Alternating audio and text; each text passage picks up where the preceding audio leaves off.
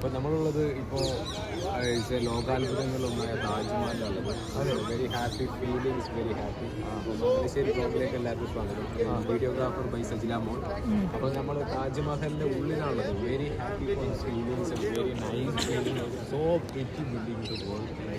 നമ്മൾ ഭയങ്കര ഹാപ്പിയാണ്. ഇന്നലെ നമ്മളുള്ള സ്ഥലം എന്ന് പറഞ്ഞാൽ മേത്താബാഗ്. താജ്മഹൽ മേത്താബാഗ് എന്നാണ് മേത്താബാഗ് എന്ന് പറഞ്ഞാൽ ഷാജഹാൻ ഇതുപോലെ വൈറ്റ് മാർബിൾ അത്ഭുതം തീർത്ത പോലെ ബ്ലാക്ക് മാർബിൾ അത്ഭുതം തീർക്കാൻ വേണ്ടിയിട്ട് യമുന നദിയുടെ ഓപ്പോസിറ്റ് അവിടെ ഒരു ഗാർഡൻ, അവിടെ ഒരു താജ്മഹൽ ഉണ്ടാക്കാൻ സെയിം രീതിയിൽ ഉണ്ടാക്കാൻ പ്ലാൻ ഉണ്ട്. അവിടെ നല്ല നമ്മൾ വിസിറ്റ് ചെയ്തു.